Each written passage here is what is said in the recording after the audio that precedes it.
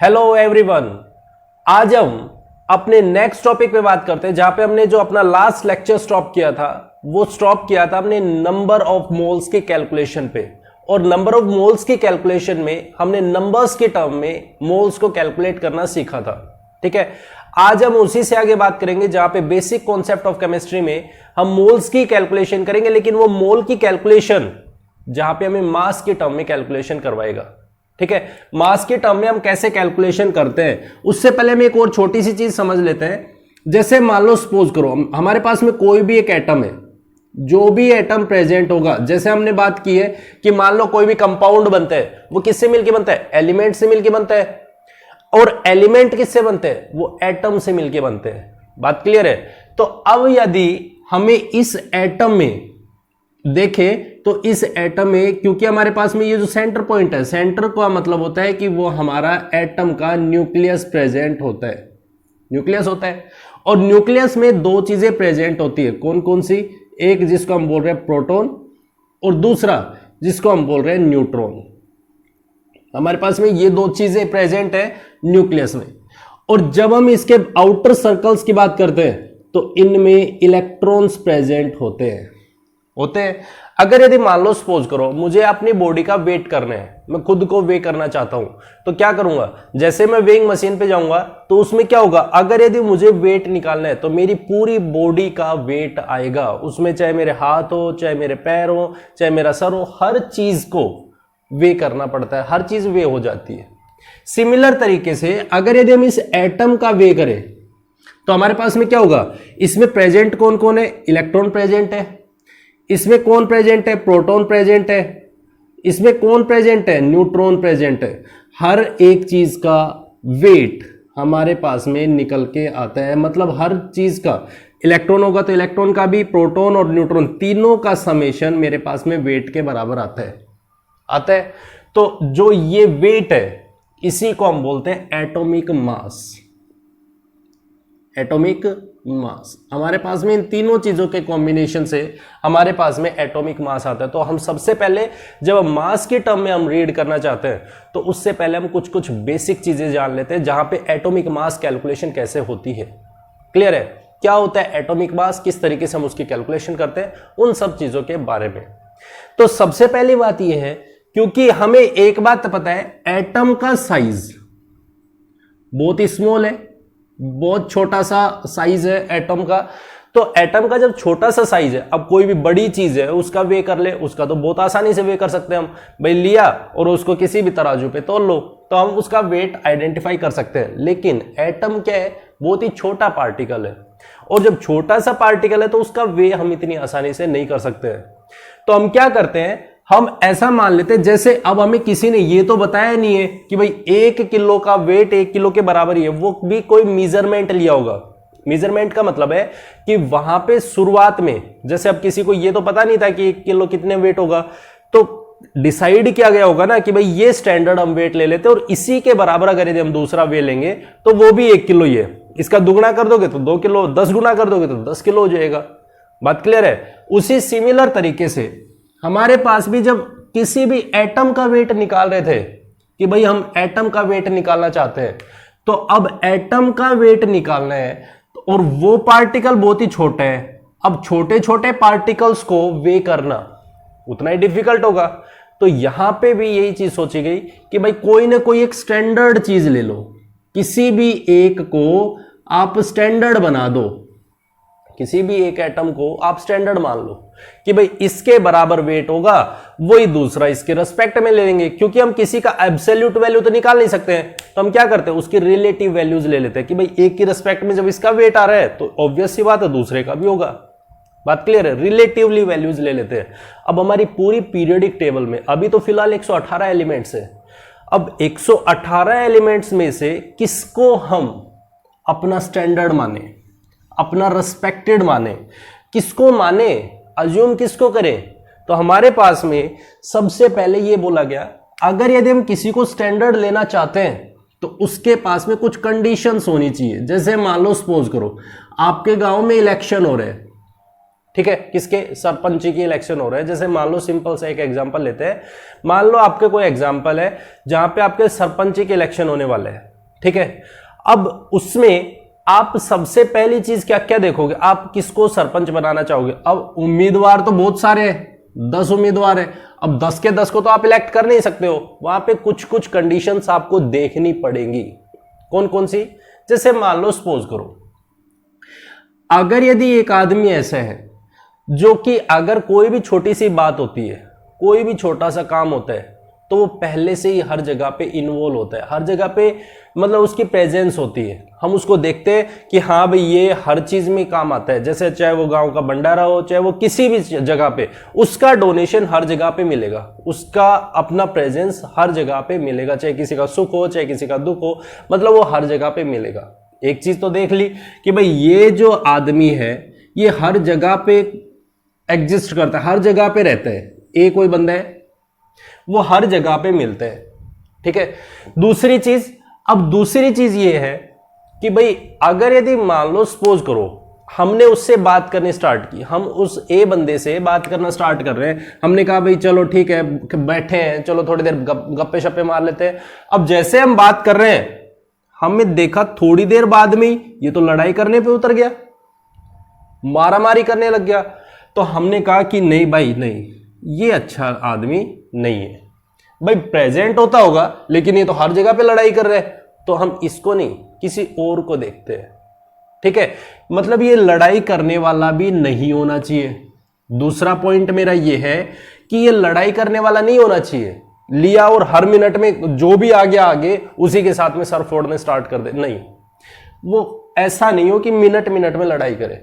तीसरी कंडीशन, अब देखा कि हमारे पास में अगर यदि मान लो कोई भी लड़ाई हो रही है, ठीक है, और ये जैसे देखे कि हाँ भाई लड़ाई हो रही है, तुरंत रास्ता चेंज कर ले, मतलब उसमें इन्वॉल्व ना हो, तुरंत रास्ता चेंज कर ले, भाग जाए, वो खुद अपने आप को बचाने की सोच रहे हैं, ऐसा भी नहीं होना चाहिए। अगर यदि कहीं पे कोई अन्याय हो रहा है, कहीं पे कोई बुरी बात हो रही है, तो उसको अपोज करे, ठीक है।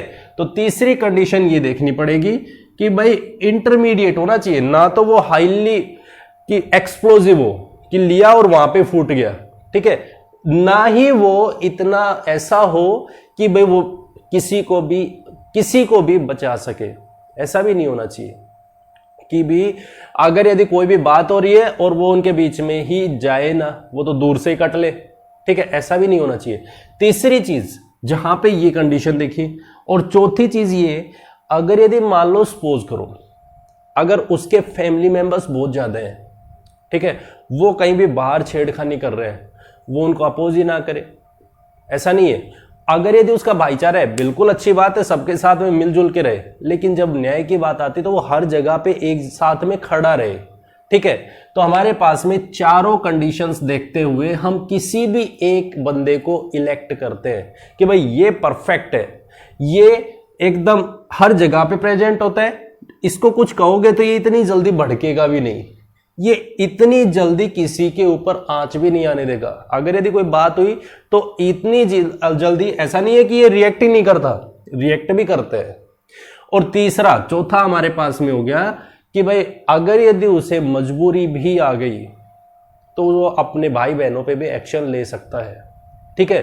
तो हमारे पास में यही कंडीशंस, अगर यदि हम एटम के लिए देखते हैं कि कौन सा ऐसा एटम लें जिसके बारे में हम स्टैंडर्ड कंडीशन मान के चले, जहां से हम कोई भी मास कंसीडर करेंगे कि भाई ये हमारा आइडियल है, और इसी को मानते हुए हम दूसरे एटम्स का एटॉमिक मास निकाल सकते हैं, ठीक है। तो हमारे पास में यहां पे डिसाइड किया गया कि एक कार्बन एटम है आपकी पूरी पीरियोडिक टेबल में, कार्बन एटम है आपकी पूरी पीरियोडिक टेबल में, वो बहुत ही परफेक्ट है आपके इस जगह पे, क्योंकि पहले जब कार्बन एटम को लेना था उससे पहले और भी रिएक्शंस हो चुकी थी, और भी चीजों को मान लिया गया था कि पहले हाइड्रोजन को माना गया था, ऑक्सीजन को माना गया था, उनके बारे में कोई भी इश्यू नहीं था क्योंकि वो रिएक्टिव भी थे, वो और अदर एलिमेंट्स के साथ में दूसरे कंपाउंड भी फॉर्मेशन कर रहे थे। तो हमारे पास जब कार्बन के साथ में देखा गया, लास्ट में हमसे ये डिसाइड किया गया 1961 में कि भाई कार्बन एटम को ले लो, ये एक आइडियल है, स्टैंडर्ड मान सकते हो आप इसको। कैसे? आप देखोगे कार्बन की प्रेजेंस, या हम ये कह सकते हैं अबंडेंस, बहुत ज्यादा है। अबंडेंस जो कार्बन की है वो बहुत ज्यादा है, मतलब कार्बन हर जगह पे आपको मिलेगा। आप जो खाना खा रहे हो, आपकी बॉडी में ले लो, जो भी काम करोगे आपको हर जगह पे कार्बन कंपोनेंट जरूर मिलेगा, मतलब उसकी प्रेजेंस बहुत ज्यादा है। ठीक है, दूसरी चीज कि वो हाईली रिएक्टिव नहीं होना चाहिए, मिनट मिनट में ले और फिर वो लड़ाई करना स्टार्ट कर दे, हाईली रिएक्टिव भी नहीं है, हाईली रिएक्टिव भी नहीं है। तीसरी चीज कि भाई वो लो रिएक्टिव भी नहीं है, ऐसा नहीं है कि वो भाई लीस्ट रिएक्टिव हो। ठीक है, कि भाई अगर यदि कोई भी, जैसे हम कार्बन के पास में ऑक्सीजन लेके जाए और वो कहेगा ना मेरे कुछ होना ही नहीं है, वो लो रिएक्टिव भी नहीं है, लीस्ट रिएक्टिव भी नहीं है। और लास्ट में कार्बन के आइसोटॉप, जहां पे इसको अगर यदि, क्योंकि हम भाई बहनों की बात करेंगे तो भाई बहन कौन से होंगे, जो उसी के जैसे मैचिंग के गुण होंगे, तो वो आइसोटॉप्स है। ठीक है, यहां से डिसाइड किया गया कि हम कार्बन एटम को ले लेते हैं और वो एक स्टैंडर्ड वैल्यू देगा, और अगर यदि हम यहां से वेट निकाल लें तो इसी वेट की वैल्यू को अगर यदि हम स्टैंडर्ड मान लेंगे तो हम बहुत आसानी से कैलकुलेट कर सकते हैं। ठीक है, तो यहां पे एक एटम को उठाया जिसका नाम था कार्बन, और उस कार्बन में 6 उसका एटॉमिक नंबर था और 12 उसका एटॉमिक मास था। यदि हम किसी भी एलिमेंट को जिसको रिप्रेजेंट करते हैं, वो रिप्रेजेंट करते हैं Z या X, मान लो X हमारा कोई भी एलिमेंट है, उसका जो Z है ये एटॉमिक नंबर है और A उसका एटॉमिक मास है। एटॉमिक मास को हमेशा ऊपर लिखते हैं, एटॉमिक नंबर को हमेशा नीचे लिखते हैं। ठीक है, तो हमारे पास में यहां पे लिख दिया 6 एटॉमिक नंबर, 12 उसका एटॉमिक मास। क्लियर है? अब हमारे पास में जो एटॉमिक मास है वो कौन है, 12 एटॉमिक मास है, 6 उसका एटॉमिक नंबर है। अब अगर यदि हम यहां पे देखें तो हमारे पास में जब ये प्रेजेंट है तो इसका मतलब क्या है, कार्बन एटम में देखें तो हमारे पास जब ये न्यूट्रल कंडीशन में है तो इसका मतलब क्या है, इसके ऊपर 6 इलेक्ट्रॉन्स प्रेजेंट है। मतलब यह है कि इसके ऊपर 6 प्रोटॉन्स प्रेजेंट है। भाई अगर यदि 6 नेगेटिव चार्ज है, 6 पॉजिटिव चार्ज है, क्योंकि हम एटॉमिक नंबर किसको देख के डिसाइड करते हैं, वो इसके प्रोटॉन्स को देख के डिसाइड करते हैं। तो हमारे पास में प्रोटॉन्स है वो 6 है, तो इसका मतलब 6 इलेक्ट्रॉन्स भी प्रेजेंट होंगे। और जब 6 प्रोटॉन्स है, इसका एटॉमिक मास है वो 12 है, तो इसका मतलब इसमें 6 इलेक्ट्रॉन्स, 6 प्रोटॉन्स और 6 न्यूट्रॉन्स भी प्रेजेंट है। बात क्लियर है? और जब इन तीनों को देखते हैं तो हमारे पास में 6 electron plus 6 proton plus 6 neutron, इन तीनों का सम जब हमारे पास में इस कंप्लीट का एटॉमिक मास लिया गया, या इस कंप्लीट का जो मास लिया गया, इस एटम का जो मास लिया गया, वो मास कितना वैल्यू कैलकुलेट होकर आ रहा था, वो वैल्यू कैलकुलेट होकर आ रही थी 1.99 × 10⁻³ इसको जैसे हमने उठाया तो यहां से हमने वेट निकाला, वो वेट निकला इतना। क्लियर है? किस किस को मिलके, 6 इलेक्ट्रॉन, क्योंकि हमने एक बात तो पढ़ी है, जो मास बनेगा वो तो कंप्लीट, भाई ऐसा तो है नहीं कि हमारे पास में हाथ का तो वेट ही नहीं आएगा। बात क्लियर है? वेट तो हाथ का भी आएगा, पैरों का भी आएगा, सर का भी आएगा, सारा ही आएगा, तो सभी का वेट इतना निकल के आ रहा था। क्लियर है? अब मैंने ये कहा, जैसे मान लो सपोज करो मेरी बॉडी है जहां पे मैं इसका वे करने लग रहा हूं, अब मुझसे पूछ ले बालों का वेट कितने है, मेरी बॉडी का वजन है, वो वजन है 70-80 kg, और अगर यदि मेरे को इनको बालों का वेट पता करना है, वो 1 ग्राम 2 ग्राम 10 ग्राम। अब क्या, एक तो मैं ये बोलूं 10 ग्राम और एक मैं ये बोल रहा हूं 80 kg, इन दोनों में से क्या मैं बालों के वेट को नेग्लेक्ट करूं तो क्या इसके ऊपर कोई फर्क पड़ेगा? कुछ भी फर्क नहीं पड़ेगा, क्योंकि ये 10 ग्राम है, 10 ग्राम हट भी जाएगा तो कोई फर्क नहीं पड़ता है।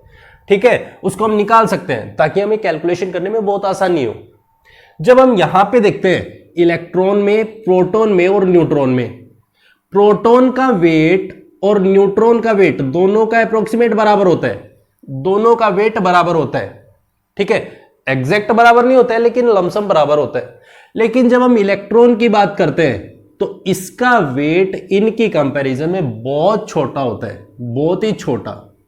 और जब बहुत छोटा होता है तो हम इसके वेट को नेग्लेक्ट कर देते हैं। इसके वेट को नेग्लेक्ट करेंगे तो हमारे पास में जो समेशन बचेगा वो किसका बचेगा, जो एटम है वो किसके वेट से मिलके बना होगा, वो वेट से बना होगा प्रोटॉन प्लस न्यूट्रॉन के वेट से मिलके बना होगा। बात क्लियर है? जब वो प्रोटॉन प्लस न्यूट्रॉन के वेट से मिलके बने तो इसका मतलब ये हो गया कि हमारा जो एटॉमिक वेट है वो किस पे डिपेंड करेगा, प्रोटॉन पे और न्यूट्रॉन पे। हमने यहां पे 6 इलेक्ट्रॉन लिए हैं, इनको तो हम कैंसिल कर देते हैं क्योंकि इसका वेट क्या है, बहुत ही छोटा है तो हम इसको हटा देते हैं। तो हमारे पास में बन गया 6 proton plus 6 neutron that is equals to 1.99 into 10⁻⁻23 gram, इतने के बराबर आ गया। अब क्योंकि हमारे पास में प्रोटॉन और न्यूट्रॉन का वेट क्या होता है, लमसम बराबर होता है, तो हम इन दोनों में से किसी भी एक वैल्यू को कंसीडर कर लेते हैं।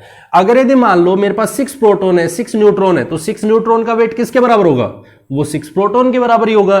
तो 6 proton plus 6 proton that is equals to 1.9 into 10⁻⁻23 gram. और यहां से अगर यदि मैंने 6 proton that is equals to 12 proton is equals to 1.99 10⁻⁻23 gram ले लिया। और मैं यहां से एक प्रोटॉन या मैं ये कह सकता हूं एक पार्टिकल का वेट, पार्टिकल ले लेते हैं हम क्योंकि प्रोटॉन भी तो पार्टिकल ही है। एक पार्टिकल का वेट कितना आ रहा है मेरे पास में 1.99 10⁻⁻23 ग्राम डिवाइडेड बाय 12 कहां जाएगा, इसके डिवाइड में चला जाएगा तो 12। जहां से इसकी वैल्यू को सोल्व करेंगे तो हमारे पास में आएगा 1.66 10⁻⁻24 ग्राम। ध्यान देने मैंने 1 पॉइंट ले लिए, इसकी वैल्यू कैलकुलेट होके आएगी वो तो 0 पॉइंट समथिंग वैल्यू आएगी, 0.166 -23 ग्राम। तो मैंने क्या किया है, इसको आगे ले लिया और यहां पे मेरे पास में ये हो गया -24 ग्राम, ये वैल्यू निकल के आ गई है 1.66। इसमें कंफ्यूजन नहीं होना है कि ये हमारे पास में ये -24 कैसे हो गया है, तो इसको डेसिमल को मैंने आगे ले लिया। ये वैल्यू निकल के आई मेरी किसकी आई है, एक पार्टिकल की आई है। और एक पार्टिकल में कौन कौन प्रेजेंट है, चाहे तो वो प्रोटॉन हो चाहे वो न्यूट्रॉन हो, एक पार्टिकल वेट निकल के आ रहा है। क्योंकि हम तो किसी भी तरीके से एक पार्टिकल का वेट निकालना चाह रहे थे जो हम स्टैंडर्ड मान लेंगे, और वो स्टैंडर्ड ले लिया तो इसका मतलब हमें बहुत आसानी से पता चल जाएगा कि जो भी एलिमेंट्स होंगे उनका हम मास बहुत आसानी से निकाल सकते हैं। क्लियर है? अब ये जो वेट आया है किसका आया है, एक एटम की मास यूनिट वेट का है। तो हम इसी टर्म को बोल देते हैं जहां पे हम अभी तक एवोगैड्रो ने क्या दिया था, एवोगैड्रो बोला था एवोगैड्रो कांस्टेंट के बारे में, और वो वैल्यू क्या थी 6.02 टू 10⁻23। एक मोल वैल्यू किसके बराबर थी, वो भी यही था। इसी सिमिलर तरीके से अब इस वेट को तो बहुत बड़ा वेट हो गया ना, मतलब बहुत बड़ी वैल्यू हो गई कि भाई -10⁻0.0000 बहुत दूर तक चले जाओ तो बहुत बड़ा, मतलब इसको मेंशन करने पड़ेगा जिसको हम मेंशन कर रहे हैं बहुत ही छोटी, भाई 10⁻⁻24 है तो बहुत स्मॉल यूनिट हो गई है। तो यहां पे हम ये कह सकते हैं कि अगर मेरे पास में ये जो वेट है 1.66 10⁻⁻24, इसको भी हम एक कॉमन नाम दे देते हैं और इसी को बोल देते हैं 1 AMU के बराबर है, 1 AMU। इसी को हम कई बार अप्रोक्सीमेट, या फिर हम इसको कई बार ये लिख देते हैं 1U, यूनिफाइड मास, जिसको हमने कंसीडर किया है यूनिफाइड मास। ठीक है, तो हमारे पास में ये भी लिखा सकता है 1 AMU क्या होता है या फिर 1U। अब 1U की वैल्यू या AMU की वैल्यू किसके बराबर आई है, वो आई है 1 AMU, जो बराबर है किसका वेट है, जो टोटल वेट था। टोटल वेट कितना था, वो 1.99 10⁻⁻23 ग्राम डिवाइडेड बाय 12 इसके बराबर था। और ये वेट किसका था, ये वेट था 6 कार्बन जिसका 12 एटॉमिक मास डिवाइडेड बाय 12, मतलब एक कार्बन एटम का 1/12वां हिस्सा हमारे पास में एटॉमिक मास यूनिट के बराबर आता है, AMU के बराबर आता है। बात क्लियर है? यहीं से हमारे पास में डिसाइड कर लिया कि भाई जो भी पार्टिकल्स होंगे, जो भी एलिमेंट होंगे, उनका जो एटॉमिक मास होगा, उनका जो एटॉमिक नंबर होगा, और उसमें एटॉमिक मास होगा, तो एटॉमिक मास बनेगा प्रोटॉन प्लस न्यूट्रॉन से। जब हम उसको इस नंबर से मल्टीप्लाई करेंगे तो हमारे पास में एमयू के टर्म निकल के आएगी, और हम हर को एटॉमिक मास यूनिट के टर्म में मेंशन करते हैं। क्लियर है? अगर यदि हम इसको मेंशन करते हैं तो हमारे पास में सबसे बड़ी बात निकल के आई, जब हमने इसको स्टैंडर्ड मान लिया, इस वैल्यू को हमने स्टैंडर्ड माना है, मान लिया, स्टैंडर्ड मान लिया, ठीक है। तो हम यहां पे कहते हैं कि भाई चलो कैलकुलेट करके देखते हैं कि जो भी एलिमेंट्स है उनमें कैलकुलेशन करके देखते हैं। हमने कहा चलो मान लो हाइड्रोजन हमारा कोई एलिमेंट है, मान लो जैसे हम कार्बन की बात कर रहे हैं तो कार्बन का हो गया, जैसे हमने बात की है दूसरा और एलिमेंट्स ले लो, जैसे हमारे पास में हो गया नाइट्रोजन हो गया, ऑक्सीजन हो गया, ठीक है, फॉस्फोरस हो गया, ये ले लो, कोई भी एलिमेंट हो, सोडियम हो गया, जैसे मान लो सपोज करो ये हो गया।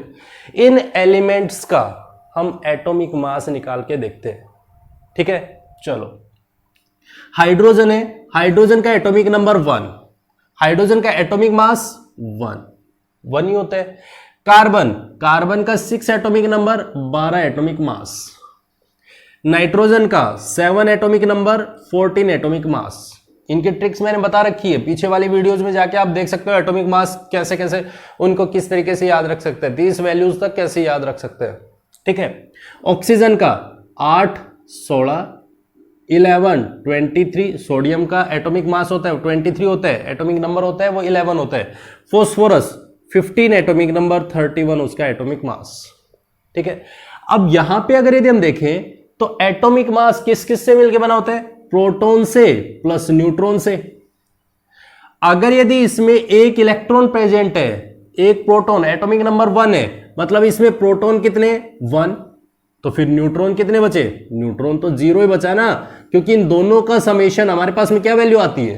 दोनों के समेशन से हमारे पास में वैल्यू निकल के आती है, वो आती है 1, ठीक है। तो इसका मतलब प्रोटॉन जब पॉजिटिव चार्ज है, नेगेटिव चार्ज 1 है, तो इसका मतलब पॉजिटिव चार्ज कितना होगा? 1 ही होगा, तभी तो ये न्यूट्रल है, ठीक है। तो इसमें न्यूट्रल कितने हैं? वो 0 है, चार्ज ही नहीं है उस पर, ठीक है। तो यहां पे इसकी वैल्यू आती है 1, proton plus neutron that is equals to 1। आ गया।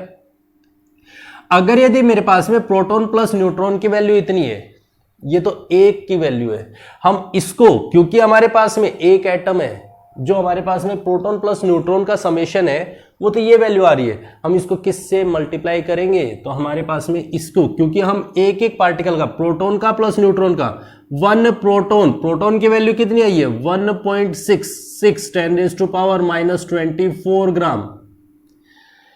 अब यहां पे मैं इस वैल्यू को मेंशन करूं, इससे अच्छा मैं इसको छोटी सी टर्म में लिख दूं।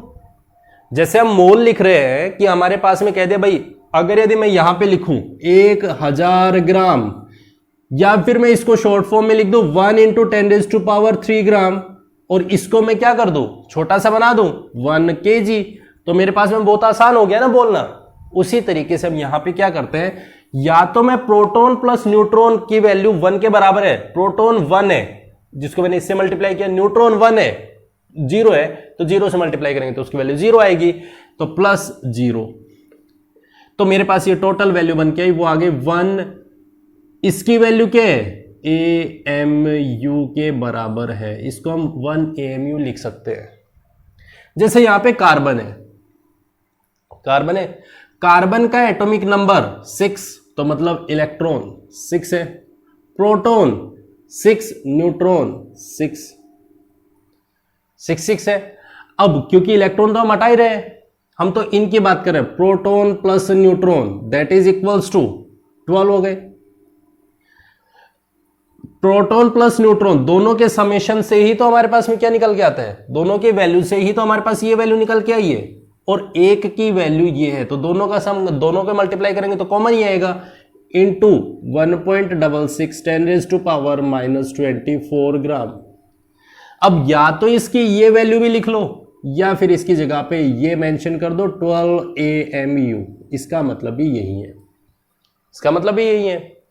और आ जाओ, चलो यहां पे देखते हैं, नाइट्रोजन जहां पे प्रोटॉन कितने 7 है, तो 7 है तो प्रोटॉन प्लस न्यूट्रॉन दोनों के समेशन से तो हमारे पास एटॉमिक मास बनता है, तो neutron that is equals to 7, और 7 प्रोटॉन प्लस 7 न्यूट्रॉन, और एक प्रोटॉन की वैल्यू किसके बराबर आ रही थी, एक प्रोटॉन आ रहा था 1.66 10⁻24 प्लस यहां पे 7 इंटू 1.66 10⁻24। ऐसा भी समझ सकते हो आप, सीधा सा कैलकुलेशन करो तो आपको यही वैल्यू आएगी जो हमने यहां पे ली है, क्योंकि बहुत सारे बच्चों को इसमें डाउट आएगा कि ये हमने सीधा इससे मल्टीप्लाई क्यों कर दिया, तो ऐसा खोल सकते हो, सिमिलर तरीके से यहां पे लिखा हुआ है। अब यहां पे कॉमन ले लिया हमने 1.66 10⁻24 that is into 7 + 7 that is 14, और इस यूनिट को हम क्या लिख सकते हैं AMU, तो ये आ गया 14 AMU। बात क्लियर है, तो हमारे पास इस वैल्यू के बराबर आ गया। हम एटॉमिक मास को सिंपली AMU के टर्म में लिख सकते हैं, जो उसका एटॉमिक मास होगा उसको AMU लिख सकते हैं। क्लियर है।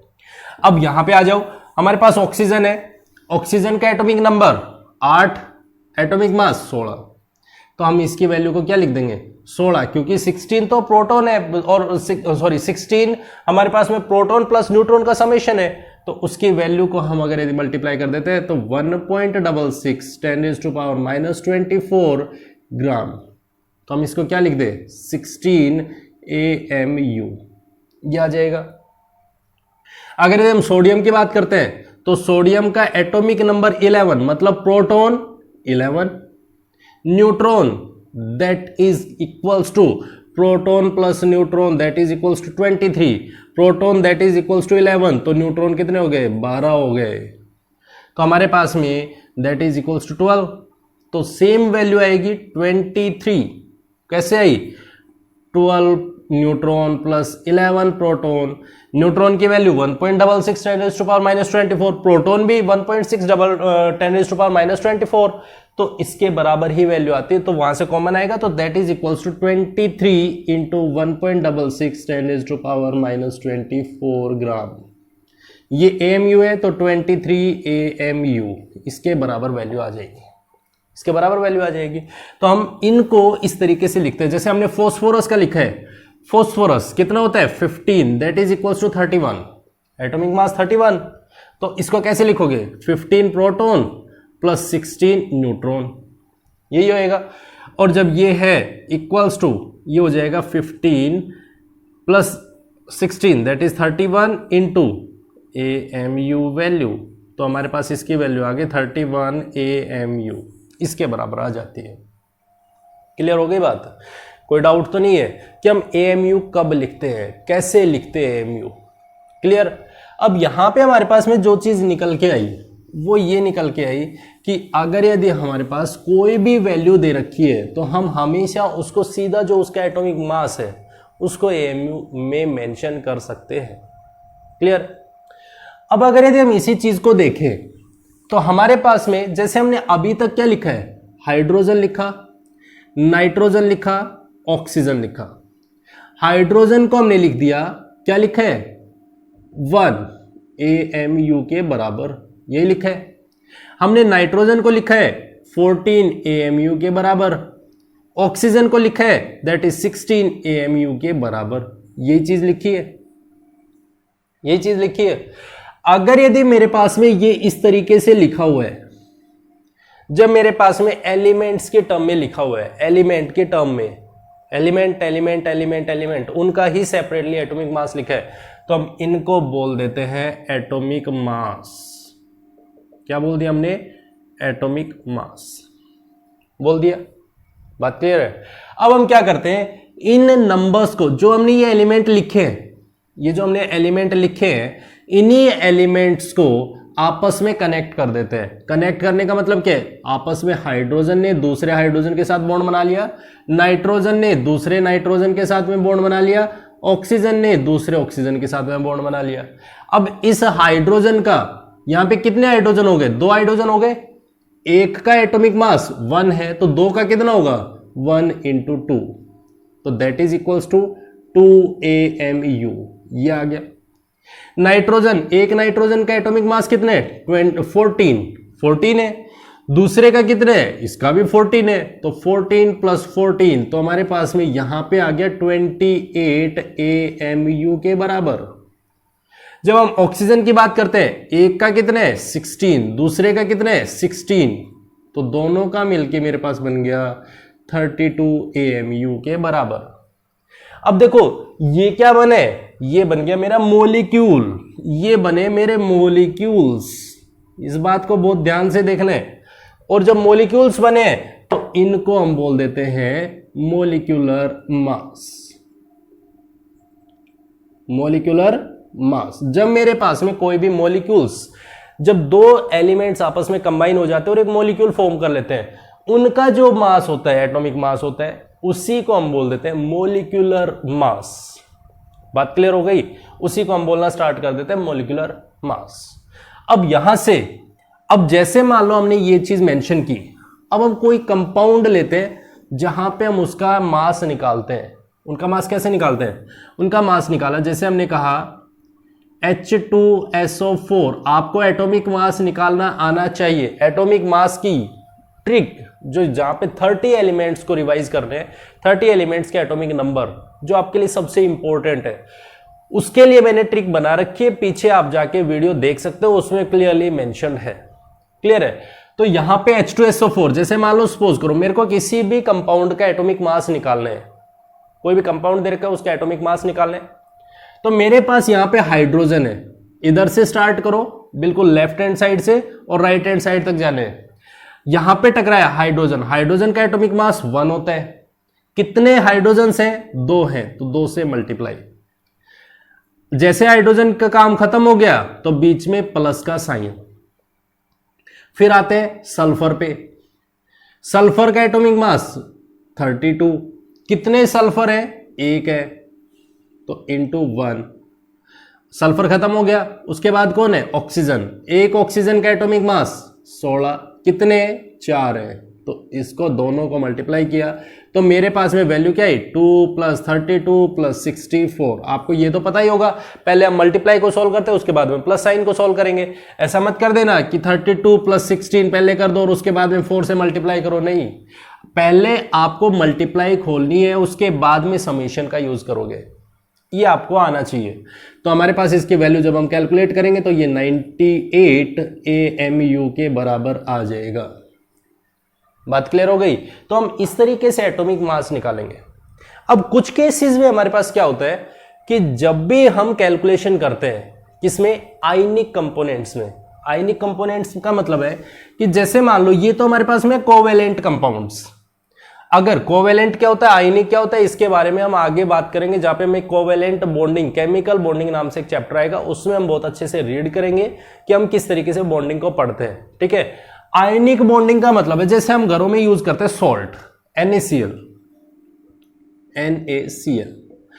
NaCl में क्या है कि हमारे जैसे हम पानी में डालेंगे वो तुरंत आयंस में टूट जाएगा। आयनिक का मतलब होता है आयंस में डिसोसिएट हो जाना, जैसे Na+, Cl- में टूट जाता है, ये आयनिक कंपोनेंट है।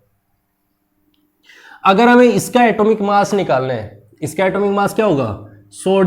सोडियम का एटॉमिक मास 23 होता है। एक सोडियम है तो 23 प्लस सोडियम खत्म हो गया, क्लोरीन पे आते हैं। क्लोरीन का एटॉमिक मास 35.5 होता है। इन दोनों का सम करेंगे तो हमारे पास में वैल्यू निकल के आएगी, वो आएगी 58.5। अब ध्यान देने, अगर किसी भी कोवेलेंट बॉन्ड से जो फॉर्मेशन होती है कोवेलेंट बॉन्ड से, तो वहां से हमारे पास में जो भी कंपाउंड बनेगा या मॉलिक्यूल बनेगा तो उनको हम बोलते हैं मोलिकुलर मासेस। मोलिकुलर मासेस, इस चीज को नोट कर लेना। लेकिन अगर यदि आयनिक बॉन्ड से हमारे पास में जो जनरेशन होती है, अगर हम उनके मास को निकालने की कोशिश कर रहे हैं, अगर आयनिक कंपोनेंट्स के मोलिकुलर मास को निकालने की कोशिश कर रहे हैं, तो उनको मोलिकुलर मास नहीं, हम उनको फॉर्मूला मास कहना स्टार्ट कर देते हैं। बात दोनों की सेम है, बात दोनों की सेम है, लेकिन अगर यदि दो अलग अलग दिखने वाली चीजें हैं तो हम उनको कह देंगे भाई आपका नाम अलग है, आपका नाम अलग है, तो हम उनको नाम अलग अलग मेंशन करना स्टार्ट कर देते हैं। ठीक है, अब ये तो बात थी, ठीक है, कि हमारे पास में एएमयू की टर्म में मेंशन कर रहे हैं, बिल्कुल अच्छी बात है कि हम कर लो भाई, मेंशन कर लो, क्या हो गया, क्या फर्क पड़ता है, कुछ नहीं पड़ना। ठीक है, लेकिन अब लोगों ने बोला कि हम किसी भी वेट को एएमयू में थोड़ी मेंशन करते हैं, एएमयू में नहीं मेंशन करना हमें तो इसकी वैल्यू को कैलकुलेट करना है, क्योंकि हम वेट कैलकुलेट करते हैं, वो तो ग्राम में वेट कैलकुलेट करते हैं, तो हमें तो ग्राम की टर्म में दो भाई, ग्राम की टर्म में कैलकुलेशन करके दो। अब ग्राम के टर्म में कैलकुलेशन करनी है तो इसका मतलब ये हो गया कि भाई कोई भी जो एलिमेंट हम मेंशन करते हैं, चाहे हम किसी को भी लिखे, हर किसी को क्या लिखते हैं कि जैसे मान लो मैंने हाइड्रोजन लिख दिया, हाइड्रोजन लिख रहे हैं। अब हाइड्रोजन का मतलब क्या है कि ये मेरे पास में हम हाइड्रोजन जो लिख रहे हैं, हम हर जगह पे ये मेंशन करते हैं कि भाई ये 1 मोल हाइड्रोजन, हम किसी को भी, जैसे हम सीधा सा किसी भी चीज को मेंशन नहीं करते, लिया और लिख दिया, अगर यदि उसके आगे कुछ भी मेंशन नहीं है, इसका मतलब वो 1 मोल प्रेजेंट है। चाहे हम यहां पे लिखे कैल्शियम तो इसका मतलब भी 1 मोल होता है, चाहे हम यहां पे लिख दे नाइट्रोजन तो ये भी 1 मोल होता है। मतलब अगर यदि हम किसी भी चीज में लिखे, क्योंकि हमारे पास में इलेक्ट्रॉन प्रोटॉन न्यूट्रॉन हो कुछ भी हो, वो 1 मोल वैल्यूज ही होती है उनकी। क्लियर है, हमारे पास में नाइट्रोजन अगर इसके आगे कुछ भी नहीं लिखा है, इसका मतलब ये 1 मोल प्रेजेंट है। अगर यदि यहां पे मैं लिख दूं 2 तो इसका मतलब ये 2 मोल नाइट्रोजन प्रेजेंट है। अगर जैसे मान लो सपोज करो आपको कोई भी रिएक्शन लिखी मिलेगी और रिएक्शन लिख दी, मान लो सपोज करो कुछ भी है, Zn plus H2SO4 gives ZnSO4 plus H2, ये आपने बहुत अच्छे से पढ़ी होगी। हाइड्रोजन गैस एलिमिनेट हो जाती है मेटल सरफेस पे, जब कोई भी एसिड का अटैक करवाते हैं तो वो हाइड्रोजन गैस एलिमिनेट करते हैं। अब इनको जब हम बैलेंस करते हैं तो ये भी 1, ये भी 1, ये भी 1, ये भी 1। अब हम स्टोइचियोमेट्री में हम कभी भी इनको ये नहीं बोलते हैं 1 जिंक रिएक्ट किया, हम हमेशा बोलते हैं 1 मोल जिंक रिएक्शन देगा 1 मोल H2SO4 के साथ में, तो प्रोड्यूस करेगा 1 मोल ZnSO4 प्लस 1 मोल हाइड्रोजन गैस उसमें से निकल जाएगी। मतलब हम हर जगह पे मोल की टर्म में कंसीडर करके चलते हैं, और जब मोल की टर्म में कंसीडर करते हैं इसका मतलब मेरे पास में ये है क्या कि अगर मेरे पास में देखा जाए तो मेरे पास एक एटम का जो वेट आ रहा है वो कितना आ रहा है 1.66 10⁻⁻24 ग्राम, इतना आ रहा है। और क्योंकि हम 1 मोल के टर्म में निकाल रहे हैं तो हमारे पास में क्योंकि हमारे पास 1 मोल में कितने एटम्स होते हैं, वो तो 6.022 10⁻23 ग्राम पर एटम होगा। अगर यदि हम वेट निकालना चाह रहे हैं तो हमारे पास मोल है, तो इसका मतलब इतने पार्टिकल्स प्रेजेंट होंगे, चाहे वो एटम हो चाहे पार्टिकल्स हो कुछ भी हो, हम तो वेट निकालना चाहते हैं इसका। एक का इतना है तो 6.022 10⁻23।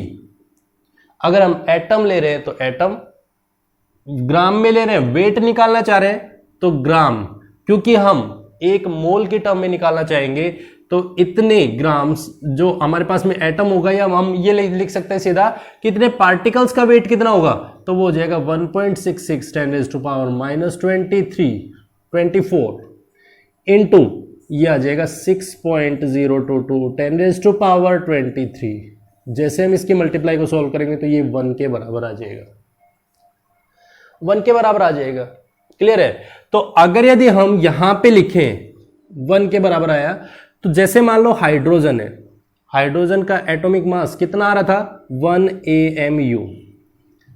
अब 1 AMU, ये तो 1 AMU, AMU का मतलब 6.022 10⁻23 सॉरी 1.66 10⁻⁻24 इतना ग्राम था। अगर यदि हम 1 मोल की टर्म में निकालना है पर मोल, तो हमारे पास में उसको 6.022 10⁻23 से मल्टीप्लाई कर दिया, तो यहां से इसकी वैल्यू 1 आई, तो ग्राम पर मोल, क्योंकि हम मोल्स की टर्म में कंसीडर कर रहे हैं। अगर 1 मोल में हम यहां पे देखो एटॉमिक मास की यूनिट क्या होती है, एटॉमिक मास की यूनिट होती है वो होती है ग्राम पर मोल। इसका मतलब क्या है, 1 मोल में मेरा जो एटम का मास है वो इतने ग्राम प्रेजेंट है, तो इसकी वैल्यू क्या हो जाएगी, वो हो जाएगी 1 ग्राम पर मोल। हम इसको सीधा ऐसा लिखना स्टार्ट कर देते हैं। कैल्शियम, कैल्शियम का एटॉमिक मास कितने है, कैल्शियम का एटॉमिक मास हो गया दैट इज 40 ग्राम पर मोल। देखो हम ऐसे लिखते हैं, इसका मतलब ये हो गया 1 मोल में कैल्शियम का वेट है वो 40 ग्राम है। क्लियर है। तो ऐसे ही हमारे पास में जैसे कार्बन है, कार्बन का एटॉमिक मास, कार्बन का एटॉमिक मास क्या हो गया, कार्बन का एटॉमिक मास हो गया 12 AMU के बराबर था, यही आ रहा था 12 AMU आ रहा था। अगर यदि मेरे को पर मोल वैल्यू निकालनी 1 मोल में, तो मेरे को 12 इंटू 1.66 10⁻24 इंटू 6.022 10⁻23, यहां से इसकी वैल्यू आएगी वो ग्राम पर मोल आ जाएगी। और ग्राम पर मोल में इसकी वैल्यू क्या हो जाएगी, 1 हो जाती है, तो 1 हो जाती है, तो ये क्या बन जाएगा 12 ग्राम पर मोल। हम सीधा ये लिखना स्टार्ट कर देते हैं, इसी को हम बोलते हैं ग्राम एटॉमिक मास। अगर यदि हम एक एटम का ले रहे हैं तो ये ग्राम एटॉमिक मास, अगर यदि मोलिक्यूल का ले रहे हैं तो ये ग्राम मोलिकुलर मास बन जाता है। बात क्लियर है। तो यहां से हमारे पास में मोल्स की वैल्यू निकालनी स्टार्ट करते हैं, जिसको हम बात करते हैं। सबसे पहले हमें एटॉमिक मास के बारे में बहुत अच्छे से पता होना चाहिए। एटॉमिक मास होता क्या है, किस तरीके से कैलकुलेट करते हैं। कोई भी कंपोनेंट आ जाए, जैसे मान लो आपको कह दिया CaSO4, भाई इसका एटॉमिक मास बताओ, तो हम उसको AMU में नहीं लिखते हैं, हम सीधा उसको मास के टर्म में लिखते हैं, ग्राम पर मोल के टर्म में एटॉमिक मास निकालते हैं। तो वो कैसे निकालेंगे, कैल्शियम का atomic mass that is 40, sulphur का एटॉमिक मास दैट इज 32, और जब हम इसकी बात करेंगे ऑक्सीजन की, तो ऑक्सीजन का 16, कितने ऑक्सीजन है, 4 है, तो यहां से वैल्यू क्या निकल के आ रही है 40 प्लस 32 प्लस 64, यही दैट इज 72 प्लस 64 क्या आ गया, ये हमारे पास 613। तो हमारे पास में ग्राम पर मोल वैल्यू आती है। इस बात को बहुत बहुत बहुत इंपॉर्टेंटली ध्यान रखना, इसकी यूनिट सबसे ज्यादा इंपॉर्टेंट है। बात क्लियर है। अगर यदि आपको एटॉमिक मास निकालना आ गया तो आप बहुत आसानी से किसी भी कंपाउंड में मोल कैलकुलेशन करोगे, तो आपको कोई भी डाउट नहीं आएगा, कोई भी डाउट नहीं आएगा, जिसके बारे में हम डिस्कस करेंगे और न्यूमेरिकल सोल्व करेंगे वो हम नेक्स्ट वीडियो में बहुत अच्छे तरीके से। क्योंकि मोल्स के जितने भी न्यूमेरिकल्स हैं मास के टर्म में, अगर आपको मास के टर्म में कैलकुलेशन आ गई है तो यूं समझ लेना मोल कॉन्सेप्ट आपके लिए बहुत आसान हो जाएगा। ठीक है। तो सबसे इंपॉर्टेंट है आपको पहले एटॉमिक मास निकालना आना चाहिए। क्या एटॉमिक मास होता है, ग्राम मोलिकुलर मास क्या होता है, एटॉमिक मास क्या होता है, ग्राम एटॉमिक मास क्या होता है, या हमारे पास मोलिकुलर मास किसको बोलते हैं, फॉर्मूला मास किसको बोलते हैं, सब चीजों के बारे में और बहुत ध्यान से समझना है, बहुत ध्यान से नोट डाउन करना है, क्योंकि ये आपका बेसिक है, यहीं से आपके सबसे ज्यादा क्वेश्चंस बनते हैं। ठीक है, मास के टर्म में। इसके नेक्स्ट वीडियो में हम इसके क्वेश्चंस के बारे में और मोल्स की कैलकुलेशन मास के टर्म में कैसे करते हैं उनके बारे में अच्छे से डील करेंगे, अच्छे से बात करेंगे। तो आई होप आप लोगों को ये लेक्चर पसंद आया होगा। अगर पसंद आया है तो इसे लाइक, कमेंट और शेयर जरूर करें, और अगर चैनल को अभी तक सब्सक्राइब नहीं किया है तो चैनल को भी सब्सक्राइब जरूर करें। Thank you very much and have a nice day.